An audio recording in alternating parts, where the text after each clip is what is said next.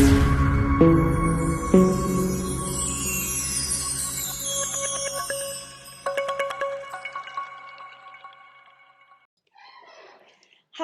I'm Erin, and this is Simon, and we are the Simon Family Investment Ventures.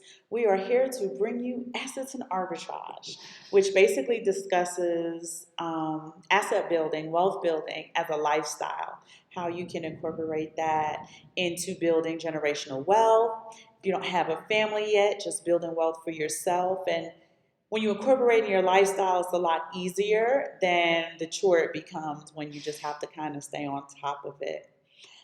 Simon is going to be the show's SME. He's a subject matter expert in all things assets, investments. He's got a great background. Do you want to tell him about Bitcoin 2015? Oh, We yeah. didn't know what it was. Right. Yeah, just been interested in Bitcoin since about 2014, 2015. So I dibbled and dabbled a little bit. And then as I understood more, got more serious about it, made sure that I got my wife into it. And then now we've gotten our kids into it. We have 4 children, 4 sons. Ages, let's see, 20, 14, 11, and 5. So we're going to have an aspect where we educate children about Bitcoin.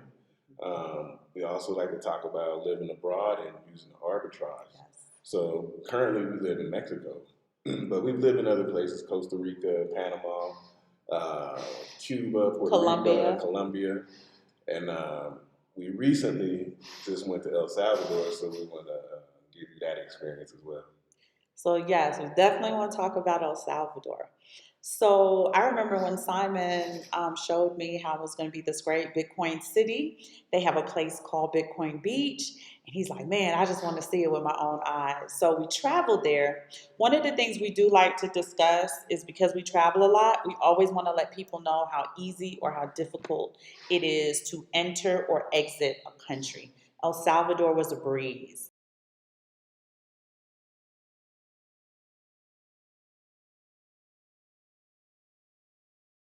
It's a fairly small airport. Once we got off the plane, we had to purchase our visa, which is 12 US dollars per person.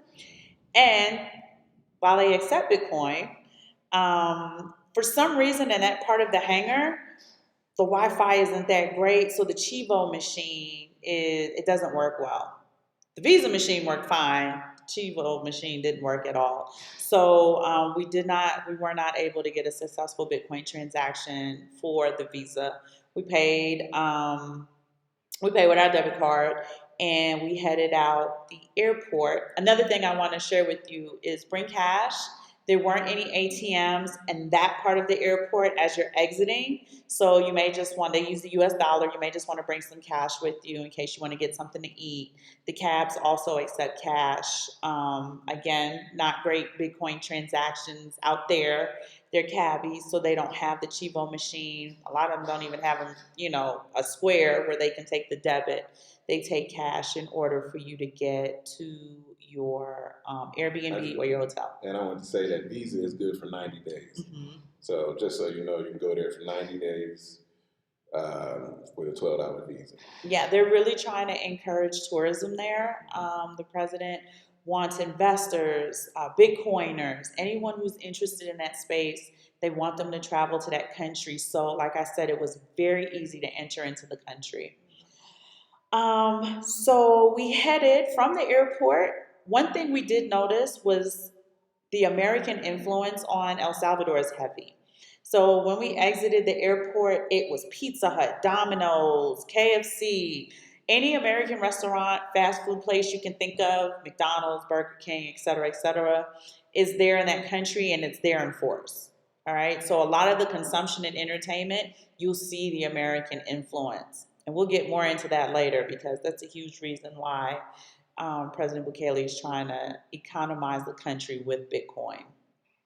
We headed to our Airbnb, beautiful penthouse, high rise in a place called Santa Tecla. It cost $40. I said 60, but it was 40. To get from the airport to Santa Tecla. The Airbnb was beautiful. Lots of mountains, very scenic. We were high up. The mountains were just as high as we were. Beautiful flowers, nice neighborhood, very suburban. If I kind of turned you around blindfolded, you would think you were somewhere in the US. Now, there was a bit of a train track situation. So when you walk up the street, had a little hood vibe, but we liked it, right? Up the street and around the corner was a bakery, candy shop, fruits, and cafeteria style lunch and dinner. All of those people accepted Bitcoin. So we saw all of the signs that say we accept Bitcoin.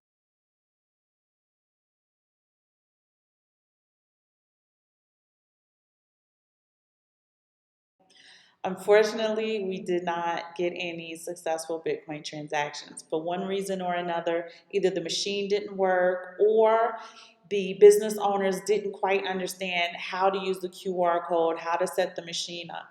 So while the people were incentivized in order to get Bitcoin going, there still needs to be a significant amount of education in order to get them on that successful path for transactions to be successful and for them to really see the benefit of Bitcoin in their establishment and in their life. Um, we have some pictures we're going to share with you. Even the young lady, she just sold candy and cigarettes. She had like a little teeny tiny shop. She had a little sign up that says we accept Bitcoin, but she didn't have the Chivo machine. So you'll see a lot of that when you go there. Next, we headed to the beach, which we loved.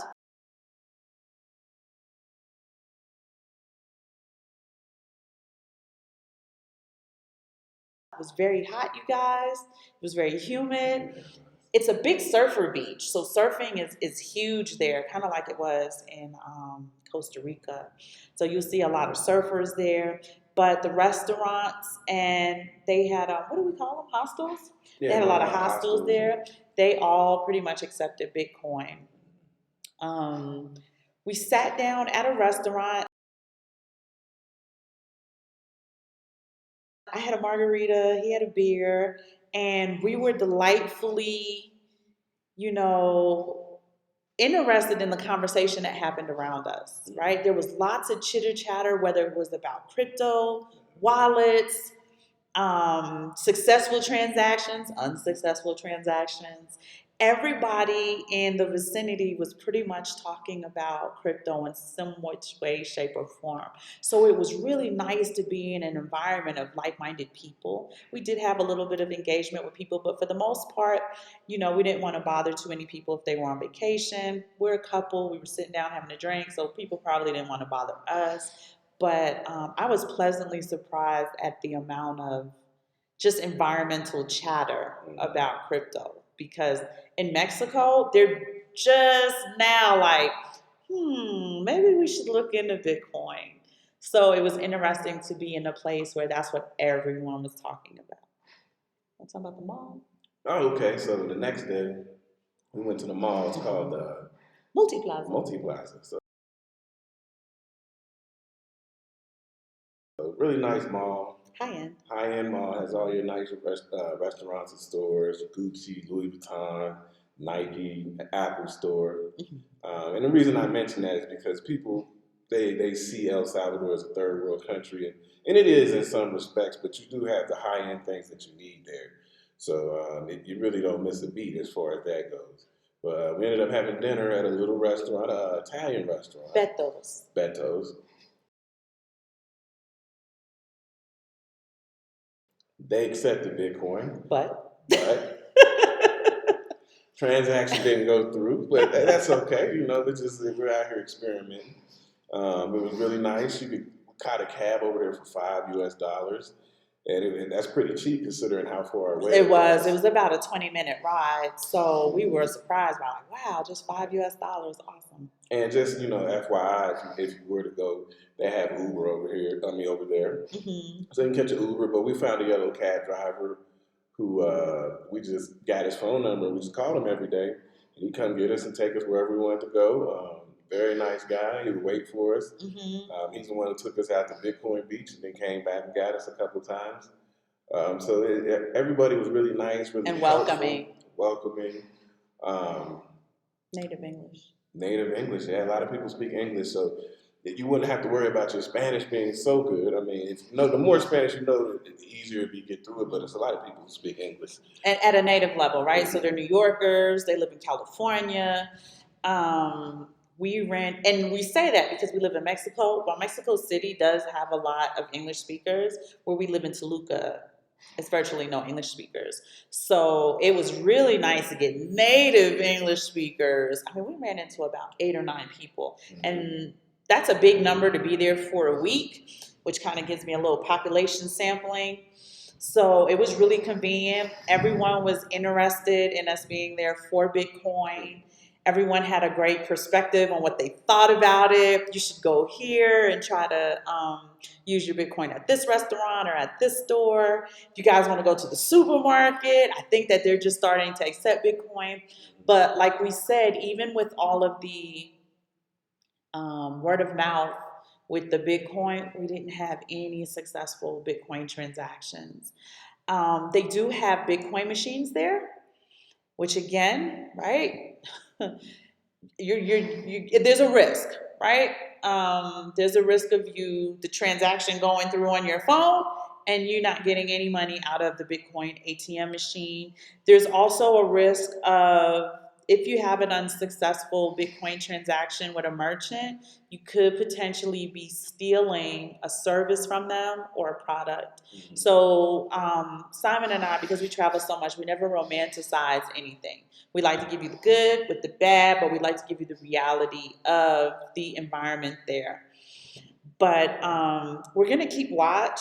I'm curious as to what Max Kaiser and Stacy Herbert will be contributing as far as education. Simon Family Investment Ventures, we are currently working on a little think tank to figure out how we can help better educate small businesses into understanding how technology works, how the process works, and increase successful Bitcoin transactions. Even at the airport when we were leaving, we went to a really nice restaurant inside the airport who accepted Bitcoin. However, we didn't even make it that far. The as great as the servers and the cashier was, they had absolutely no idea. They didn't even know what the QR code was. Like, there's this thing that you're supposed to do. They had no idea on how to work it. And I think they're just getting used to when they shrug their shoulders, people are like, okay, we'll use cash or we'll use Visa. So those are some of the things that we need to be looking into. I just wanted to say, for me, the bottom line is that a lot of people say El Salvador could become like Singapore, mm-hmm. right? 20 years, or maybe even Dubai, right? Mm-hmm. So if you could have got a chance to get in on Dubai early, you know how nice that would have been. So what we're trying to do is just get in on the ground floor. Even though there's a lot of kinks and bugs right now, we're still going to work with it. They're saying there's not been put into law, but maybe you stake some Bitcoin, mm-hmm. you can get residency. He's working on that. Yeah. So other things like you can get residency by investment. Mm-hmm. You'll get some tax breaks, mm-hmm. if you get that residency. Mm-hmm. So this is all kind of different strategic things that you can look into with El Salvador, especially for people, who like to buy real estate. Yes. We have the opportunity, mm-hmm. to buy real estate at a low price, like the townhouse or the condo we, mm-hmm. stayed in. So it looks like a pretty good emerging market. A viable opportunity, hence the arbitrage at some point. Yeah. We talk about how early in its infancy it is, but Simon's absolutely right? Dubai used to be a desert. It was just sand. And they built it into this beautiful, prosperous capital. It's like the place of places. And El Salvador, with some patience, with some consultancy, with some education, better propaganda, okay? Because you guys are mainly watching from the U.S. The U.S. is very particular and methodical about the type of propaganda for countries outside of the United States. Mm-hmm. So I don't know what your propaganda looks like, but it's typically going to be very negative, and it's going to have a spin on the events that actually happen. So I don't know how many of you heard, but sometime in March, I think it was like the third week in March, they did have a shooting in San Salvador by MS-13 where 62 people were shot, injured, and or perished. However, here's some perspective on it. Typically, San Salvador is the capital of El Salvador. And typically, in countries, the seat of government sits in the capital, which means it's heavily protected. Not only is it heavily protected, but the financial seat of the country sits in the capital. Things like that don't happen. It's kind of like that happening in Washington, D.C., right? It's like the chances of it happening are slim. So you want to start looking at why did it happen, right? The gang just, no, gangs are, influenced by money like any other organization. So we want to start looking at the sabotage of the country as it continues to try to economize and pull away from the US dollar.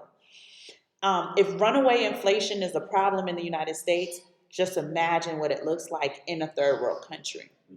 So President Bukele's interest in his motivation in economizing his country with Bitcoin, which is an asset that is going to be deflationary instead of inflationary, is a conflict of interest for the United States in how they make their money. And the IMF. And the IMF.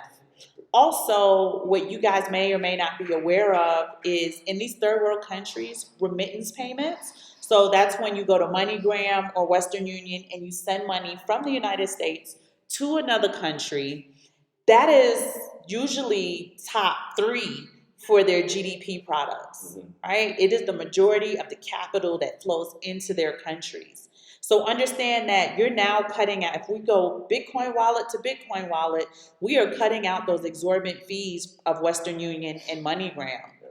And that third party isn't getting the capital that they're used to.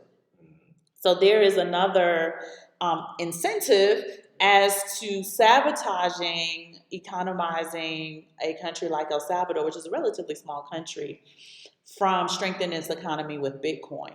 So these are the kind of things you want to just see things for what they are. You want to see what people's motivations actually are. And we want to get that education out there so that the residents understand the benefit that is being built up for them, the benefit that is being established for them as a country and to strengthen them as a nation. And Simon always talks about game theory, like they're the first to do it. I know Africa is really getting on top of it. And they don't talk about that at all. So it's hard to keep track of all of the things that are happening there because we're just not getting the news in an accurate or timely manner about how they're ditching their European-backed currency. But even though they have their own local currency, their local currency is backed by a European currency, whether it's the franc or the euro or whatever. They are still heavily colonized as far as we're concerned. So we want to keep an eye on all of this. We're going to give you guys more information about El Salvador. We'll be heading back there soon so that we can just kind of see what the progress looks like, explore a few more neighborhoods and areas. And did you want to say anything? No, that's about it. Like she said, we're going to go back, explore a different area, probably spend more time at the beach. Yes. We really like the beach. It's just we were trying to get different perspective on how the people in see different it, areas. how they do they. We also like to talk to them about how they feel about the president. Just, most people that we spoke to really like him because I know they try to on social media they call him a dictator. So we're just trying to see how the people actually feel about the realistic perspective of their president. Many of them liked him. He's young. Right. The president and his wife, beautiful couple. So they're really excited about him. And then you have the people who do stuff old school. They're more comfortable with cash because they understand cash. But they don't understand it so much that they realize that runaway inflation is eating at it. So again, when we start looking at perspectives, that's extremely important. But we are going to continue to bring you great perspectives, great experiences. Hopefully, you guys can weigh in on some of your own perspectives and experiences. We're going to be airing Monday at 10 p.m. Central. I'm sorry, 10 a.m. Pacific time, and on Wednesdays at 8 a.m. Pacific time. So we hope to hear from you guys. Leave us some comments. We hope that you guys like our content, and we're just going to keep bringing you more information. Enjoy your day, guys.